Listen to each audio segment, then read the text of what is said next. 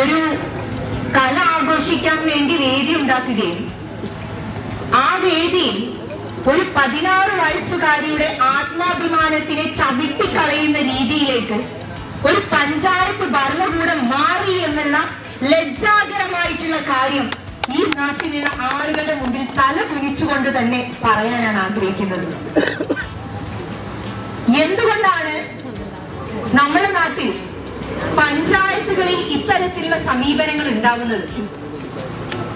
അതിൽ കൂട്ടുനിന്ന ആളുകൾക്ക് എന്തുകൊണ്ടാണ് ഇപ്പോൾ പറയാൻ അല്ലെങ്കിൽ ഇതിനെക്കുറിച്ച് ന്യായീകരിക്കാൻ വാക്കുകൾ കിട്ടാത്തത്? ആലോചിച്ച് നോക്കിയാൽ മതി. ഞാൻ മനസ്സിലാക്കുന്നത് ഈ പഞ്ചായത്ത് ഓഫീസിന്റെ ചുറ്റുവട്ടത്താണ് അല്ലെങ്കിൽ ഇതിനകത്താണ് കേരളോത്സവത്തിലെ പരിപാടി നടന്നത്.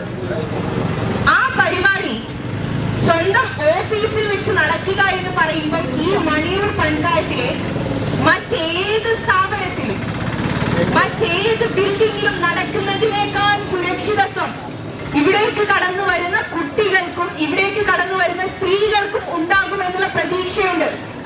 എന്നാൽ അതിനെല്ലാം അപ്പാടെ നിരാശമാക്കുന്ന, അപ്പാടെ ഇല്ലാതാക്കുന്ന നടപടിയാണ് ഈ ഭരണകൂടത്തിന്റെ ഭാഗത്ത് നിന്നുണ്ടായത്. പഞ്ചായത്ത് പ്രസിഡന്റും ഇത് ഒതുക്കി തീർത്ത പഞ്ചായത്ത് പ്രസിഡന്റും ഭരണസമിതി അംഗങ്ങളും ഉത്തരവാദപ്പെട്ടവരും കൂട്ടുപ്രതികളാണ്, യാതൊരു സംശയവും വേണ്ട. പോലീസ് മൗനം പാലിക്കുകയാണ്. പോലീസ് ഇത് അറിയാഞ്ഞിട്ടല്ല. പോലീസ് കൃത്യമായി കാര്യങ്ങൾ പരിശോധിക്കാൻ തയ്യാറാവണം. ഇവർക്കെതിരെ കേസെടുക്കാൻ തയ്യാറാവണം.